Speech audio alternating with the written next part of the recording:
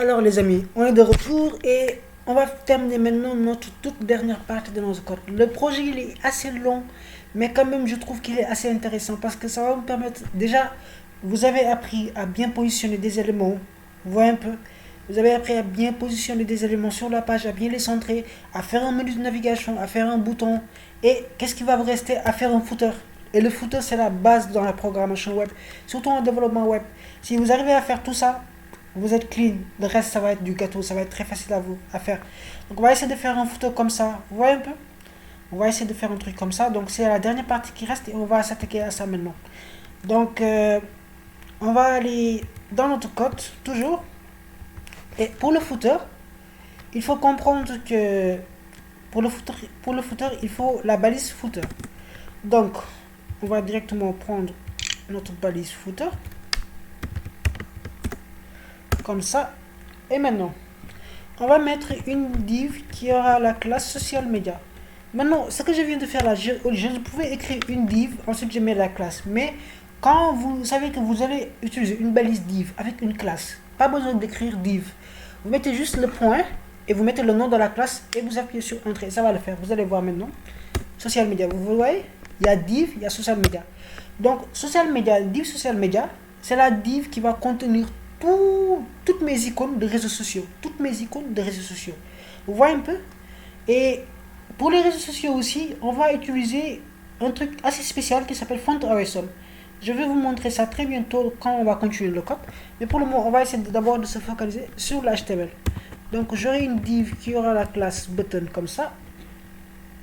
Et j'aimerais qu'on a plus de 4 icônes, je pense. Donc on va faire comme ça. On va faire comme ça. Et on va multiplier ça par 4. On va faire comme ça, fois 4. D'accord?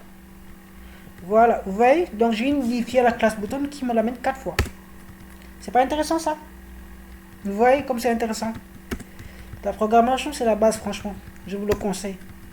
Et si vous voulez en apprendre davantage, je donne aussi des cours en informatique, en JavaScript, en HTML, en CSS, en programmation web, avec notre entreprise Dev221. Donc n'hésitez pas à me contacter en privé, à m'envoyer un message, à m'envoyer un mail pour plus d'informations. D'accord? Je reste totalement à votre disposition. Alors, la première, c'est quoi? La première icône, c'est Facebook. Donc on va mettre icône comme ça. Ensuite, on va mettre la balise i comme ça. Vous voyez un peu? Et la balise i, elle va prendre une classe. Ensuite, on va mettre span. On va mettre la balise span. C'est-à-dire, en fait, c'est le nom de l'icône qui va se refléter, en fait. Parce que j'ai besoin qu'on puisse lire, en fait, le nom de l'icône. Vous voyez un peu? Donc, on va juste copier ce code-là pour pas se fatiguer. Après, je vais vous montrer comment insérer maintenant les icônes. Comme ça. Comme ça. Comme ça. Comme ça. Voilà. Maintenant, on a Facebook, on a Twitter. Excusez-moi. On a Facebook. On a Twitter. On a Instagram. Et on a YouTube. Et autant pour moi, on a Instagram. On a GitHub. Et on a YouTube aussi. Donc il me manque aussi une balise, je vais venir compléter. On a GitHub. Et je fais comme ça.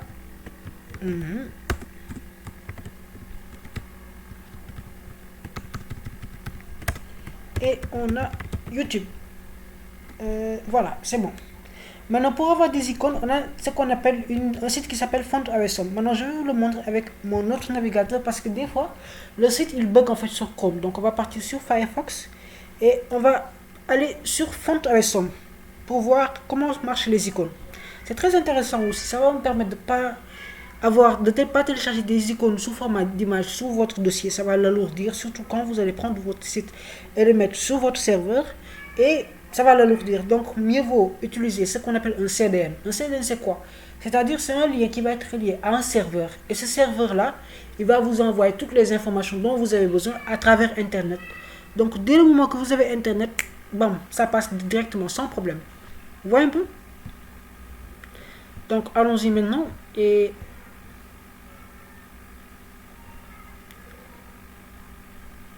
attendez un peu, que ça bug un peu. Voilà. On va aller, voilà, lila, font awesome. Donc on clique dessus. Le site, je vais vous le donner dans la description ou bien dans les commentaires aussi. Ne vous inquiétez surtout pas. On attend que ça charge.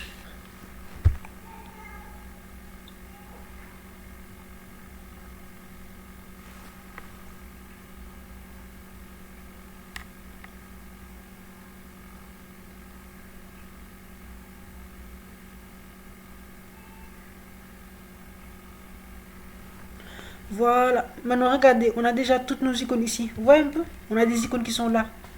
Donc, vous venez sur la barre de recherche, vous tapez juste Facebook. Vous venez ici sur la barre de recherche, vous tapez Facebook et hop, vous aurez le résultat que vous voulez. Moi, ça me l'a amené par défaut, donc c'est très intéressant. Ensuite, je vais cliquer dessus, sur l'icône Facebook, comme ça là. Je vais attendre un peu que ça ouvre la page. Voilà, et hop là. Maintenant, vous arrivez ici. Qu'est-ce qui doit vous intéresser? C'est ici, la balise I qui a la classe FAB, FA, Facebook-F. C'est cette balise-là qui doit vous intéresser. Donc, dès le moment que vous posez la souris, on vous dit copier HTML. Ça veut dire que ça va copier le code HTML. Vous cliquez juste une fois et bam, ça le copie. Ensuite, vous venez dans votre code HTML. Vous pouvez effacer la balise I parce que vu que ça a copié déjà la balise I, vous pouvez effacer la balise I. Vous faites comme ça. Et voilà, vous avez votre icône Facebook. On va faire la même chose pour Twitter et les autres. On va dans Firefox. On va mettre Twitter comme ça.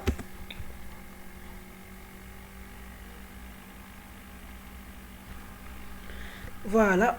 On choisit n'importe quelle icône qui nous convient. Moi, c'est celle-là qui me convient. Donc, je vais cliquer dessus. Je vais attendre que ça ouvre. Je refais la même chose. Je vais dans Visual. J'enlève la balise I que j'avais mis auparavant. Comme ça. Je fais CTRL V. Je fais maintenant la même chose pour Instagram. Comme ça. Voilà. Je prends celui-là. Je copie. Je retourne dans mon code. Je fais la même chose. J'enlève la balise I. Comme ça. La balise I, c'est une balise qui sert à insérer des icônes en HTML. Il faut le savoir aussi. Et qu'est-ce qui me reste? GitHub et YouTube. Donc, je vais faire la même chose. GitHub, comme ça. Voilà. Je vais prendre cette icône-là. Elle m'a l'air bien. Je fais la même chose. J'enlève la balise I qui est là. Comme ça. Et attendez, je me suis trompé. Et voilà. Qu'est-ce qui reste? YouTube. Voilà. C'est fini pour les icônes. On prend YouTube et c'est fini pour les icônes. Il va juste nous rester une petite astuce que je vais vous montrer pour que les icônes marchent.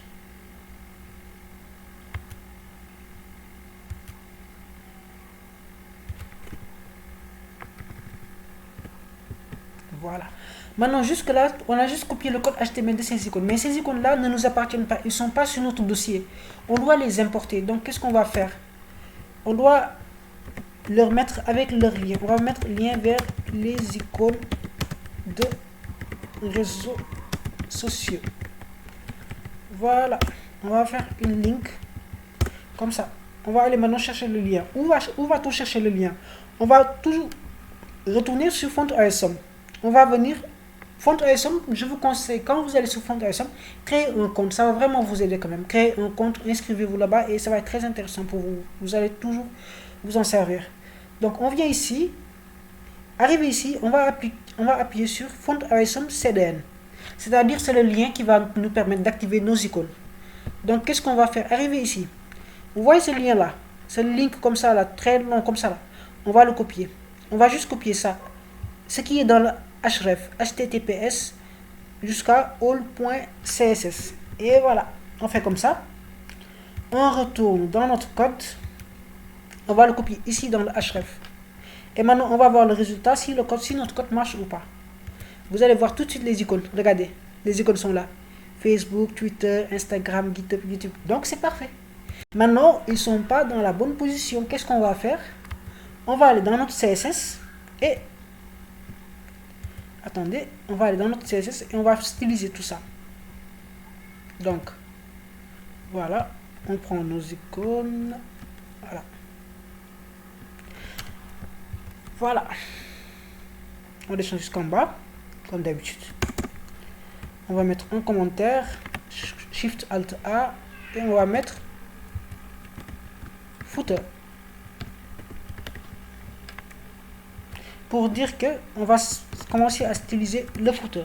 Maintenant, pour le footer, on va faire qu'on va écrire directement la balise footer. On va mettre une position absolue parce qu'elle doit bouger, elle doit changer de position, elle doit changer de là où elle est située. On va la déplacer. Donc, on va mettre position absolue. Ensuite, on va mettre une margin top de 77% ou bien 75%. 75%. Le pourcentage, il est plus grand que le pixel, il faut le savoir. Donc ici, je vais utiliser le pourcentage pour que ça ait une répercussion plus grande. Comme ça va descendre directement.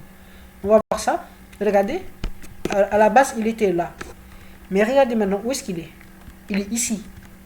Maintenant, le 75%, il est un peu grand. Je vais mettre 65 ou bien 55. Donc là, vous jouez juste avec les valeurs, n'est-ce pas? Vous jouez juste avec les valeurs en fonction de ce qui vous convient. Ensuite, on va utiliser la propriété CSS Display Grid. Display Grid, ça va permettre de placer les éléments sous forme de grille. Cette grille-là, on va pouvoir la modifier comme on veut. Vous voyez un peu? Jusque-là, il ne se passe rien, c'est normal, parce qu'on n'a pas donné les valeurs qu'il faut. Donc, on va lui donner maintenant une largeur de 100%. On va lui donner une largeur de 100% déjà. La grille, elle va prendre 100%. Il faut qu'elle soit étendue. D'accord. Ensuite, on va lui donner une hauteur de 40%. Ou bien, même pas 40, même 20%, c'est mieux. 20%, ça va le faire. Voilà. Donc jusque là, on a toujours la même chose. Si se passe rien, c'est tout à fait normal. Et maintenant, on va mettre Place Item. Place Item Center. Comme ça. Place Item, en fait, ça va nous permettre de changer, de placer ces éléments-là qui sont dans la display grid au centre de la page. Vous voyez un peu que ça a bougé. Donc c'est bon. Ensuite, on va mettre un background. Maintenant, on va prendre un background linéaire. Donc on va mettre linéaire gradient. On va prendre un background linéaire qui va tourner sur un angle en fait. Ça, c'est un background qui va tourner sur un angle de degré en fait. Donc on va mettre un angle de 315 degrés. Ça, je vous l'expliquerai plus tard dans une autre vidéo spécialement. Bien sûr, si ça vous intéresse. Donc on va mettre 315 deg. Ensuite, on va mettre la couleur white, comme ça. On va lui donner 0%. Cette couleur white là, elle va se positionner à 0% en fait. D'accord? On va faire comme ça vous allez voir. 0%. Et on va mettre une couleur assez spéciale. On va mettre jazz D7E1C. Voilà. Voilà notre couleur. C'est une couleur assez grise claire, je peux dire. Vous voyez un peu? On revient normalement. Et voilà, on regarde maintenant le résultat. Vous voyez le résultat, comment il est? Vous voyez le résultat de notre... C'est ça le dégradé en fait.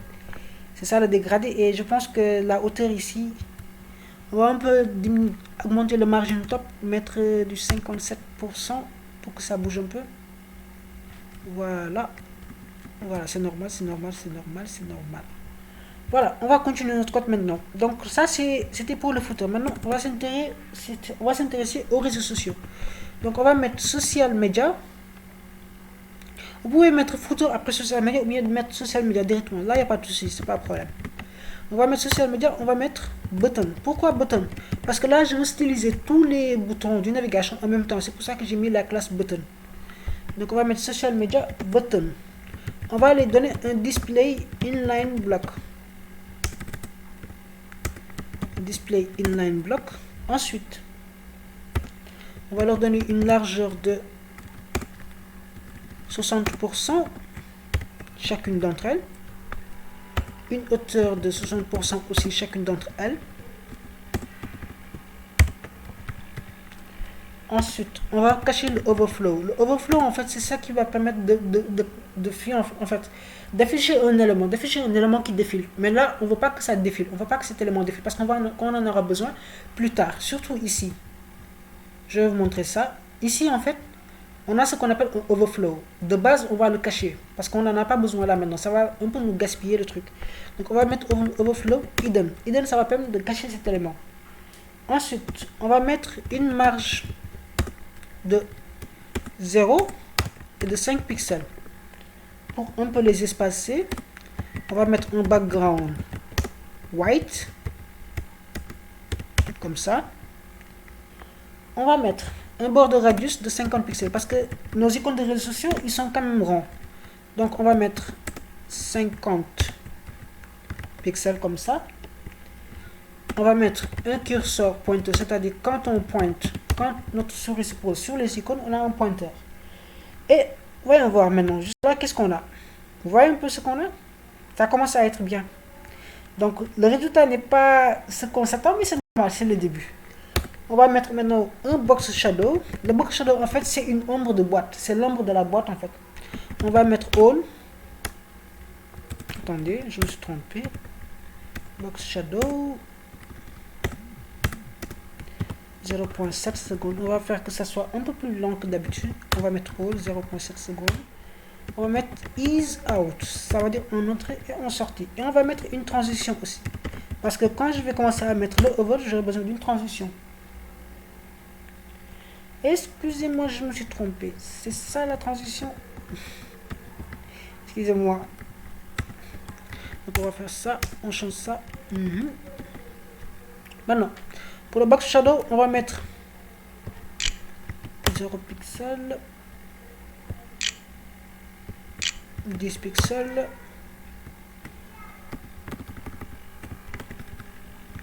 10 pixels.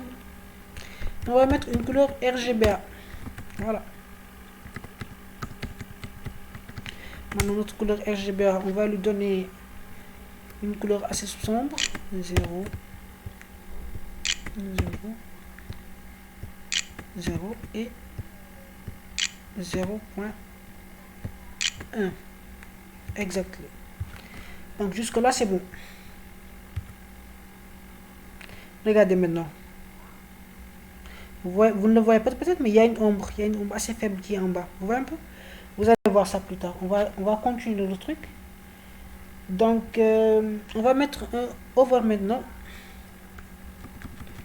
Attendez. On va mettre un float. Je vais un peu flouter les éléments. J'avais oublié. Voilà. Voilà, c'est bon.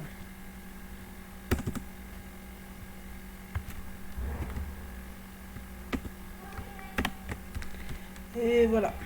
Ensuite, on va continuer. On va donner un effet de hover à notre bouton. Au bouton même, je veux dire. Social media button over. Exactement. On va leur donner une largeur de 300 pixels.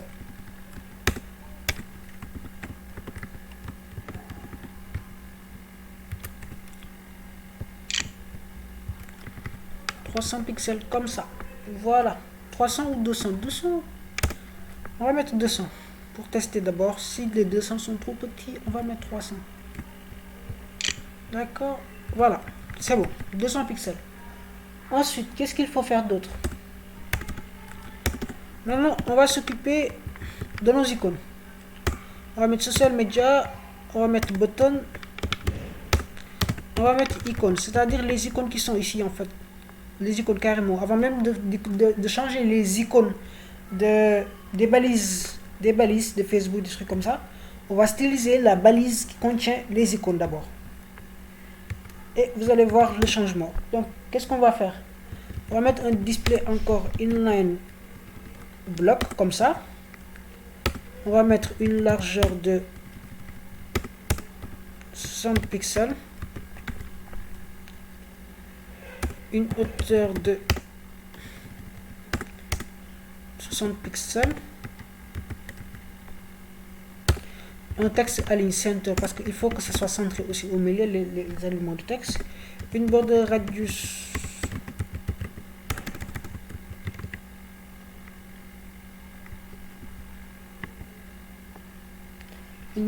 de 50 pixels aussi.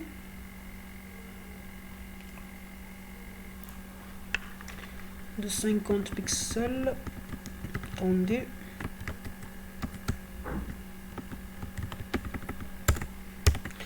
Voilà. Et quoi d'autre? On va mettre un box sizing. Dotted box. On va mettre un line height. Line height, ça veut dire c'est la hauteur entre les lignes. On va mettre du 60 pixels pour ici. Et on va mettre une transition. On va remettre la même transition qu'on avait mis tout à l'heure. Donc on va mettre all 0,7 secondes is out. Comme ça. Regardons un peu maintenant qu'est-ce qu'on a. Voilà, maintenant vous avez vu. Vous avez vu, on peut commencer. Mais bon, c'est pas encore normal. C'est pas encore normal en fait. Donc on va continuer.